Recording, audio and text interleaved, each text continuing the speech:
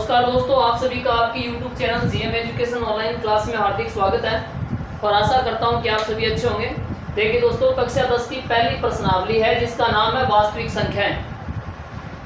Exercise 1.1 का पहला question है, निम्नलिखित संख्याओं को अभाज्य गुणनखंडों के गुणनफल के रूप में व्यक्त कीजिए। मतलब हमें संख्या दी गई 140, 156, 3825, 5005, 7429। इनके अभाज्य गुणनखंड करने हैं, फिर उनको गुणनफलों के रूप में लिखना है, गुणा के रूप में उनको लिखना है। तो सबसे पहले देखिए आप, पहले के अंदर हमें दिया हुआ है 140। 140 के अंदर 2 का भाग जा रहा है 70 बार, 70 में 2 का 35 बार, 35 के अंदर 5 का 7 बार और 7 में 7 का 1 बार, यानी 140 के गुणनखंड हो गए 2 गुणा 2 गुणा 5 गुणा 7। इसी प्रकार दूसरा देखिए आप, दूसरे के हमें अभाज्य गुणनखंड करने हैं। संख्या है 156, तो 156 के अंदर 2 का भाग जा रहा है 78 बार, 78 में 2 का भाग जाएगा 39 बार, 39 में 3 का भाग जाएगा 13 बार और 13 खुद अभाज्य संख्या है, इसलिए इसमें 13 का जाएगा 1 बार। तो 156 के गुणनखंड हो गए 2 गुणा 2 गुणा 3 गुणा 13। तीसरा देखिए, तीसरा है 3825। तो इसमें इकाई का अंक 5 है, जो 2 के पाड़े में नहीं आता, मतलब इसमें 2 का भाग नहीं जाएगा। तो 2 के बाद में अभाज्य संख्या आती है 3, तो 3 का भाग इसमें जाएगा या नहीं जाएगा, इसका पता करने के लिए आप इनको जोड़िए। 5 और 2 7 हो गए, 7 और 8 15, 15 और 3 18। तो 18 3 के पाड़े में आते हैं। इसका अर्थ ये हुआ कि 3825 के अंदर 3 का भाग जाएगा। कितनी बार जाएगा 3 का भाग? 1275 बार जाएगा। अब 1275, इसमें 3 का जाएगा या नहीं जाएगा, इसका पता करने के लिए इसको जोड़िए आप। 5 और 7 12, 12 और 2 14 और 1 15, 15 3 के पाड़े में आता है, मतलब इसके अंदर 3 का भाग पूरा पूरा जाएगा। कितनी बार जाएगा? 425 बार। अब 425 इनको जोड़ के देखेंगे तो 5 और 2 7 और 4 11 हो रहे हैं, जो 3 के पाड़े में नहीं आते। इसका मतलब ये हुआ कि इसके अंदर 5 का भाग जाएगा। कितनी बार जाएगा? 85 बार। 85 के अंदर 5 का भाग जाएगा कितनी बार? 17 बार। और 17 खुद अभाज्य संख्या है, इसलिए 17 में 17 का जाएगा 1 बार। तो 3825 के अभाज्य गुणनखंड हो गए 3 गुणा 3 गुणा 5 गुणा 5 गुणा 17।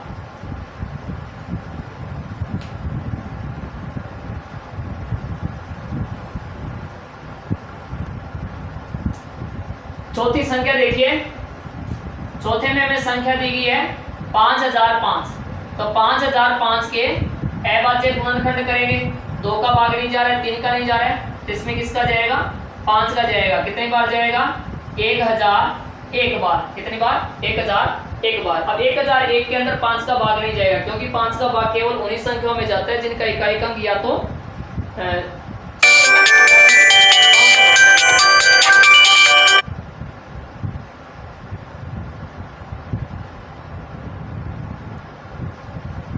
तो इसमें 5 का भाग नहीं जाएगा, तो किसका जाएगा? 7 का जाएगा। कितनी बार? 143 बार। और 143 के अंदर 11 का जाएगा कितनी बार? 13 बार। और 13 में फिर 13 का जाएगा 1 बार। तो 5005 के अभाज्य गुणनखंड हो गए 5 गुणा 7 गुणा 11 गुणा 13। अब देखिए इसकी लास्ट संख्या पहले क्वेश्चन की 7229, सॉरी 7429, ये है इसका 5वां। 7429, इसमें 17 का भाग जाएगा। किसका जाएगा? 17 का। कितनी बार? 437 बार। और 437 बार जाएगा 17 का। उसके बाद में जाएगा इसमें 19 का। 19 का कितनी बार जाएगा? 23 बार जाएगा। और 23 खुद अभाज्य संख्या है, कितनी बार जाएगा? 23 में 23 का 1 बार। तो 7429 के अभाज्य गुणनखंड हो गए 17 गुणा 19 गुणा 23। अगला क्वेश्चन देखिए इसका, दूसरा क्वेश्चन देखिए, पूर्णांकों के निम्नलिखित युग्मों के एचसीएफ और एलसीएम ज्ञात कीजिए तथा इसकी जांच कीजिए कि दो संख्याओं का गुणनफल बराबर एचसीएफ गुणा एलसीएम। यानी हमें 96 और 26 और 91 इन दोनों का हमें एचसीएफ और एलसीएम ज्ञात करना है। एचसीएफ और एलसीएम ज्ञात करने के बाद में इन दोनों संख्याओं का गुणनफल करना है और जो एचसीएफ और एलसीएम आया है उनका भी गुणा करना है। फिर हमें ये देखना है कि दोनों बराबर आते हैं कि नहीं आते हैं। तो दोनों बराबर आने चाहिए, ये हमें जांच करनी है इसकी। तो देखिए सबसे पहले हम पहली संख्या है 26 और 91, तो 26 के अभाज्य गुणनखंड करते हैं। 26 के अंदर 2 का भाग जाएगा 13 बार और 13 में 13 का जाएगा 1 बार। 91 के अंदर 7 का भाग जाएगा 13 बार और 13 का जाएगा 1 बार। यानी 26 के टुकड़े हो गए 2 गुणा 13 और 91 के टुकड़े हो गए 7 गुणा 13। हमें ज्ञात क्या करना है, एचसीएफ। तो एचसीएफ के अंदर वो टुकड़े लेंगे जो दोनों के अंदर मौजूद हो और सबसे कम बार हो। देखिए 2 इसमें नहीं है तो 2 को नहीं ले सकते, 7 इसमें नहीं है तो 7 को नहीं ले सकते। तो 13 दोनों के अंदर 1 बार है, कितनी बार लेंगे हम, 1 बार लेंगे। और एलसीएम के अंदर वो टुकड़े लिए जाएंगे जो दोनों के अंदर हो ना हो, उससे हमें कोई मतलब नहीं है, लेकिन ज्यादा बार होना चाहिए। 2 देखिए यहाँ 1 बार है, इसमें 0 बार है तो 1 बार वाला लेंगे। 7 इसमें नहीं है, यानी कि इसमें 0 बार है, इसमें 1 बार है, तो ज्यादा बार हो गया ना, 1 बार 7 ले लिया। 13 दोनों के अंदर 1 बार है, 13 ले लिया। 13 को 7 से गुणा करेंगे 91 आ गए, 91 को 2 से गुणा करने पे 182 आ गए। तो एचसीएफ और एलसीएम क्वेश्चन के अंदर देखो, फिर से देखिए आप क्वेश्चन को, पूर्णांकों के निम्नलिखित युग्मों के एचसीएफ और एलसीएम ज्ञात कीजिए। तो हमने एचसीएफ और एलसीएम ज्ञात कर लिया। अब आगे क्या करना है, दो संख्याओं का गुणनफल। क्या करना है, दो संख्याओं का गुणनफल। दो संख्याओं का गुणनफल। अब दो संख्याएं कौन कौन सी है, याद दी हुई है 26 और 91। तो 26 और 91 को गुणा करवा देते हैं। 26 गुणा 91, इसका मान आएगा 2366। 26 को 91 से गुणा करने पे कितने आएगा, 2366 आएगा। अब आगे क्या करना है, एचसीएफ गुणा एलसीएम। तो एचसीएफ गुणा एलसीएम। एचसीएफ का मान कितना है 13 और एलसीएम का 182। इन दोनों को गुणा करेंगे तो कितना आएगा 2366। देखिए दोनों का बराबर आ रहा है क्या, दो संख्याओं का गुणनफल और एचसीएफ गुणा एलसीएम दोनों का सेम ही आ रहा है। तो आगे लिखेंगे दो संख्याओं का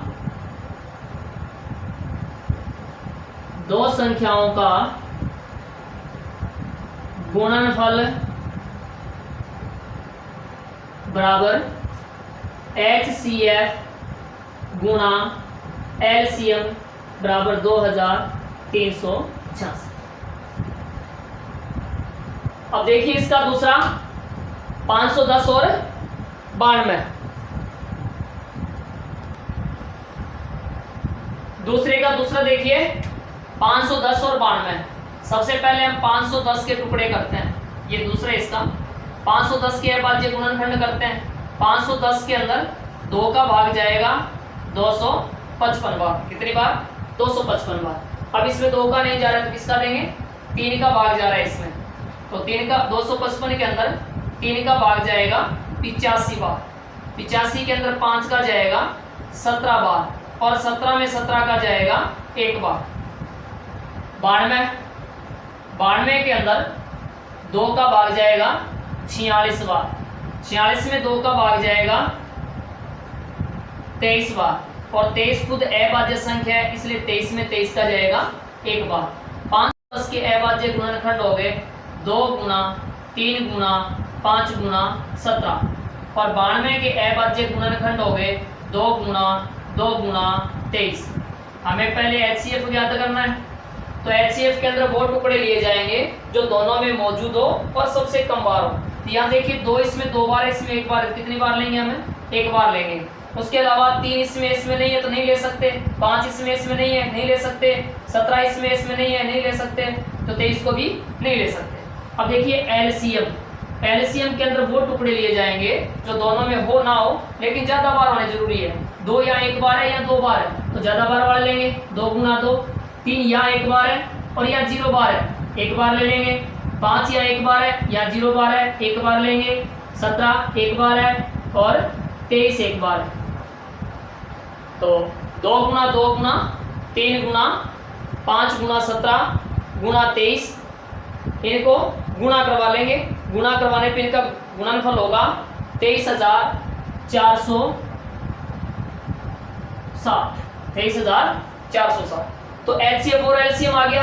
अब ये हमें जांच करनी है दो संख्याओं का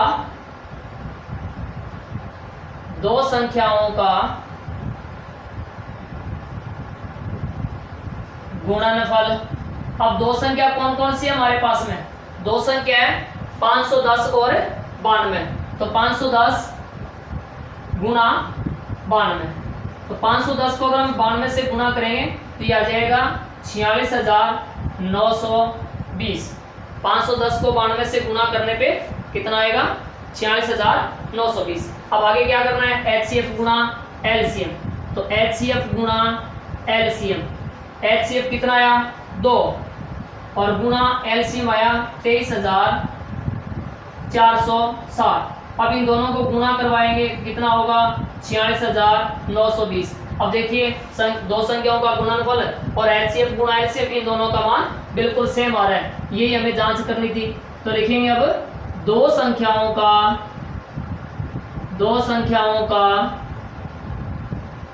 गुणनफल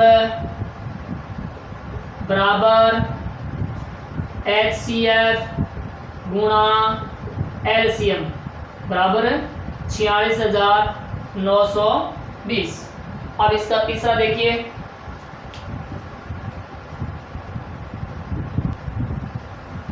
तीसरा देखिए 336 और 54। तो 336 के अभाज्य गुणनखंड करते हैं। 336 के अंदर 2 का भाग जाएगा 168 बार। 336 के अंदर 2 का भाग जाएगा 168 बार। 168 में 2 का भाग जाएगा 84 बार। 84 के अंदर 2 का भाग जाएगा 42 बार। 42 में 2 का भाग जाएगा 21 बार। 21 में 3 का जाएगा 7 बार और 7 का जाएगा 1 बार। अगली संख्या है 54। 54 के अंदर 2 का भाग जाएगा 27 बार। 27 में 3 का 9 बार। 9 में 3 का 3 बार और 3 में 3 का 1 बार। 336 के टुकड़े हो गए 2 गुना 2 गुना 2 गुना 2 और गुना 3 गुना 7। और 54 के टुकड़े हो गए 2 गुना 3 गुना 3 गुना 3। तो सबसे पहले हम एचसीएफ ज्ञात कर लेते हैं। एचसीएफ के अंदर वो टुकड़े लिए जाएंगे जो दोनों के अंदर मौजूद हो और सबसे कम बार हो। 2 यहाँ पे 4 बार है और यहाँ 1 बार है, कितनी बार लेंगे? हमें 1 बार लेंगे। और 3 यहाँ 1 बार है और इसके अंदर 3 बार, कितनी बार लेंगे? 1 बार। 7 इसमें नहीं है तो नहीं ले सकते। एचसीएफ क्या हो गया? 6 हो गया। तो एलसीएम के अंदर वो टुकड़े लिए जाएंगे जो सबसे ज्यादा बार आए हो। 2 यहाँ पे 4 बार है तो 2 को कितनी बार लिखेंगे? हमें 4 बार लिखेंगे। 2 गुना 2 गुना 2 गुना 2। और 3 यहाँ 3 बार है, 1 बार कितनी बार लिखेंगे? 3 बार लिखेंगे। कितनी बार? 3 बार। और 7 यहाँ 1 बार है, 1 बार लिख दिया।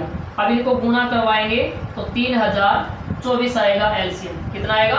3024। जब एचसीएफ और एलसीएम आ गया तो हम ये जांच कर लेते हैं दो संख्याओं का गुणनफल। दो संख्याओं का गुणनफल। अब दो संख्याओं का गुणनफल क्या होगा? दो संख्याएं कौन कौन सी है? 336 गुणा 54 बराबर क्या होगा? 18,144। एचसीएफ गुणा एलसीएम कर लेते हैं। एचसीएफ गुणा एलसीएम। एचसीएफ तो आया 6 और एलसीएम आया है 3024। इनका अगर हम गुणा करेंगे तो आएगा 18,144। देखिए दोनों का गुणनफल है वो सेम आ रहा है। तो लिखेंगे दो संख्याओं का गुणनफल। दो संख्याओं का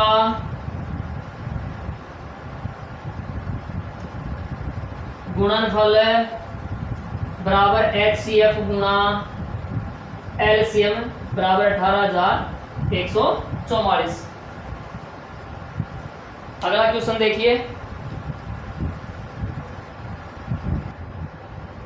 तीसरा प्रश्न देखिए, अभाज्य गुणनखंड विधि द्वारा निम्नलिखित पूर्णांकों के HCF और LCM ज्ञात कीजिए। सेम बस वही तरीका है, ऐसे हमने बहुत सारे क्वेश्चन कर लिए हैं। पहला देखिए 12, 15 और 21, इनका HCF और LCM ज्ञात करना है। सबसे पहले 12 के टुकड़े कर लेते हैं। 12 में 2 का भाग 6 बार, 6 में 2 का 3 बार, 3 में 3 का 1 बार। 15 के अंदर 3 का भाग जाएगा 5 बार और 5 का जाएगा 1 बार। 21 के अंदर 3 का भाग जाएगा 7 बार और 7 में 7 का जाएगा 1 बार। 12 के टुकड़े हो गए 2 गुना 2 गुना 3 और 15 के टुकड़े हो गए 3 गुना 5 और 21 के टुकड़े हो गए 3 गुना 7। तो HCF के अंदर वो टुकड़े लेंगे जो तीनों के अंदर मौजूद हो और सबसे कम बार हो। देखिए 2 इसमें है बाकी में नहीं है, 5 इसमें है बाकी में नहीं है, 7 इसमें है बाकी में नहीं है, 3 है वो तीनों के अंदर मौजूद है और एक एक बार। कितनी बार लेंगे? एक बार। HCF क्या हो गया? 3 हो गया।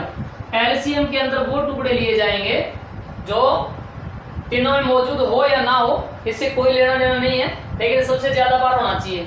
2 आ गया यहाँ पे 2 बार और 3 है सब में 1 बार और गुना 5 गुना 7। अब इनका गुना करवा दीजिए। 7 को 5 से गुना करेंगे 35, 35 को 3 से गुना करने पे 105, 105 को 2 से गुना करने पे 210, 210 को 2 से गुना करोगे तो 420। अब इसका दूसरा देखिए, दूसरा है 17। 17 के अंदर केवल 17 का ही भाग जाएगा क्योंकि खुद अभाज्य संख्या है। 23 के अंदर केवल 23 का भाग जाएगा क्योंकि 23 अभाज्य संख्या है। 29 भी अभाज्य संख्या है, इसमें 29 का एक बार जाएगा। 17 का टुकड़ा हो गया 17, 23 के टुकड़े हो गए 23 और 29 के हो गए 29। सबसे पहले हम HCF ज्ञात करते हैं। तो HCF के अंदर वो टुकड़े लिए जाएंगे जो तीनों के अंदर मौजूद हो और सबसे कम बार, तीनों के अंदर मौजूद हो और सबसे कम बार हो। तो यहां देखिए ऐसा कोई टुकड़ा नहीं है जो तीनों के अंदर हो। 17 है तो इसमें बाकी में नहीं है, 23 इसमें है बाकी में नहीं है, 29 एक में है बाकी में नहीं है। तो ऐसी कंडीशन के अंदर HCF 1 होता है। अगर कोई भी आपको उभयनिष्ठ गुणनखंड ना मिले तो HCF क्या होगा? 1 होगा। अब देखिए LCM के अंदर वो टुकड़े लेंगे जो सबसे ज्यादा बार हो। 17 गुना 23 गुना 19। अब इनको गुना करवा दीजिए। 19 को 23 से गुना करो, फिर जो भी मान है उसको 17 से गुना करो। गुना करने पे 11,339 आएंगे। कितने आएंगे? 11,339। अब देखिए तीसरा 8 के अंदर 2 का भाग 4 बार, 4 में 2 का 2 बार, 2 में 2 का 1 बार और 9 में 3 का भाग 3 बार और 3 में 3 का 1 बार। 25 के अंदर 5 का 5 बार और 5 में 5 का 1 बार। 8 के टुकड़े हो गए 2 गुना 2 गुना 2। 9 के टुकड़े हो गए 3 गुना 3 और 25 के हो गए 5 गुना 5। सबसे पहले HCF ज्ञात करते हैं। HCF के अंदर वो टुकड़े लिए जाएंगे जो तीनों के अंदर मौजूद हो। तो यहाँ ऐसा कोई गुणनखंड नहीं है जो तीनों में है। ऐसी कंडीशन में HCF क्या होगा? 1 होगा। LCM में ज्यादा बार वाले टुकड़े लेंगे। 2 गुना 2 गुना 2 गुना 3 गुना 3 गुना 5 गुना 5 गुना करवाएंगे तो 1800 आएगा।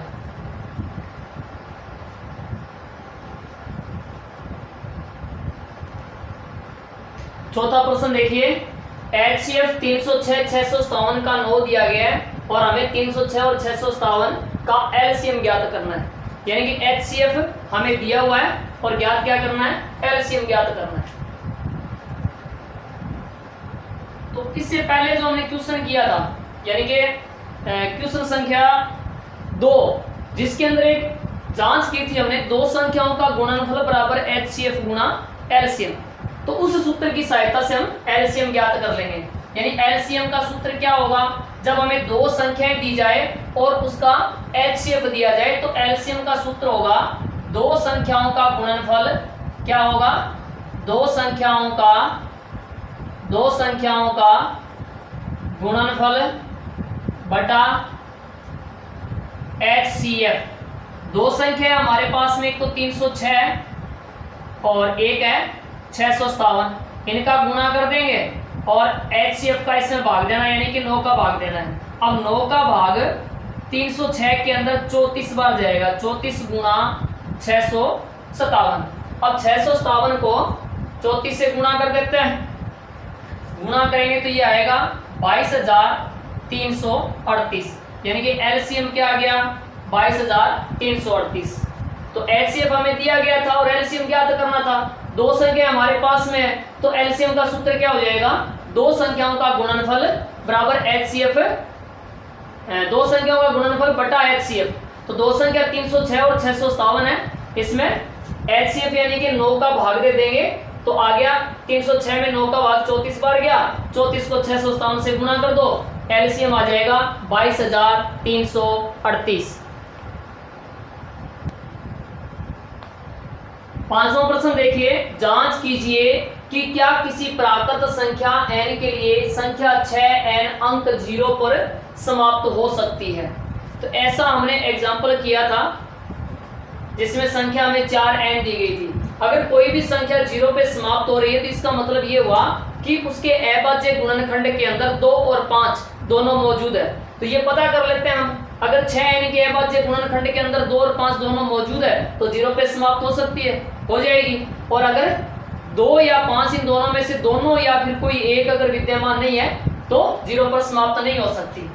तो देखते हैं, संख्या है हमारे पास में 6n, इसके अभाज्य गुणनखंड करते हैं, 6n के अभाज्य गुणनखंड, 6n का अभाज्य गुणनखंड क्या होगा, 6 के अभाज्य गुणनखंड हो गए 2 गुणा 3 की घात n।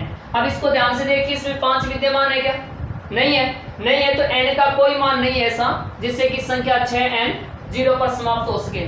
तो यहाँ लिखेंगे हम 6n के अभाज्य गुणनखंड में, अभाज्य गुणनखंड में 5 विद्यमान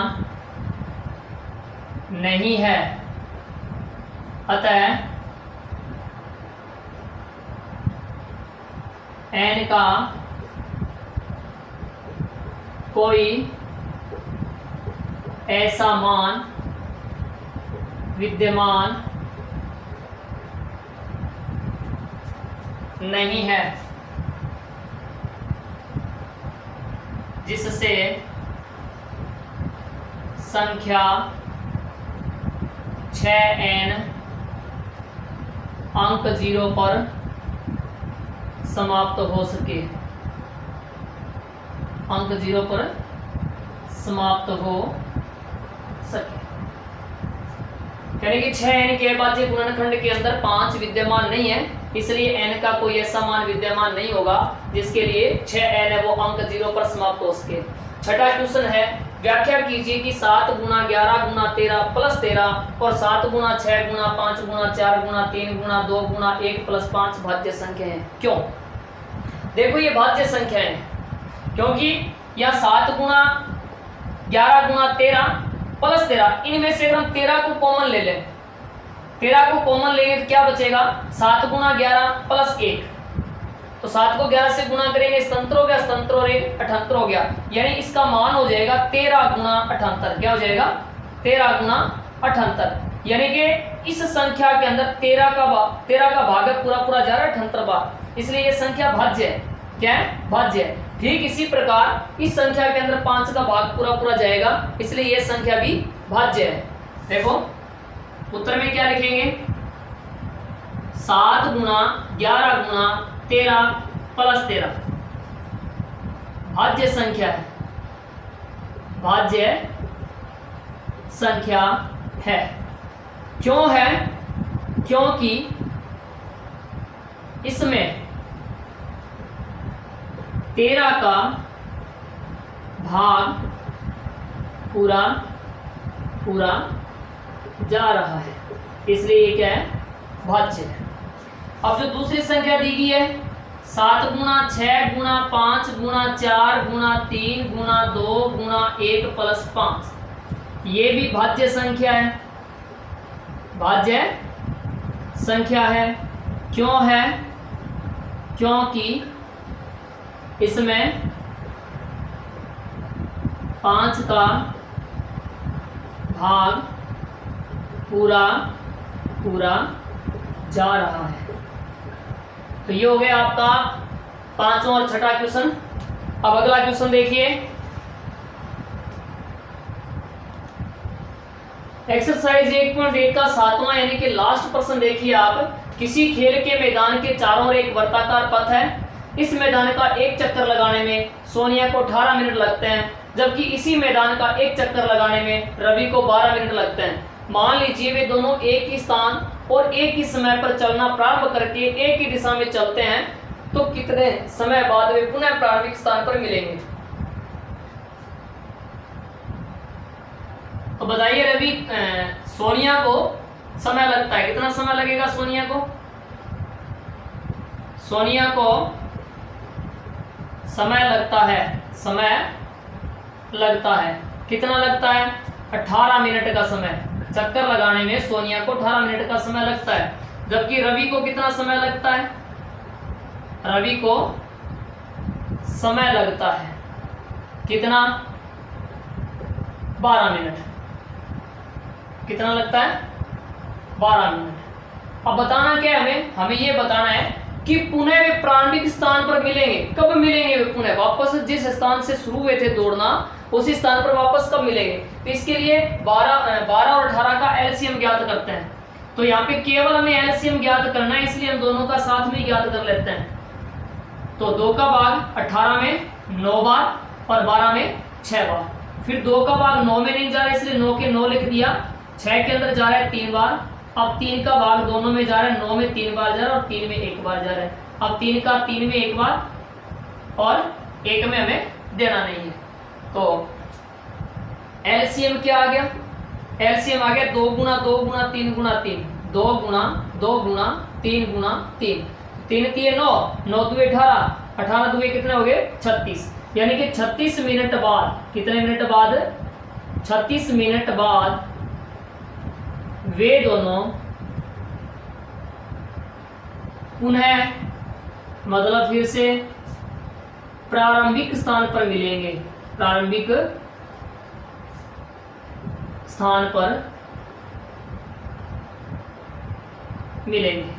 तो ये थी आपके एक्सरसाइज 1.1 जो पूरी हो गई है। इसमें 7 क्वेश्चन थे और एक्सरसाइज 1.2 नेक्स्ट वीडियो के अंदर मिलेगी।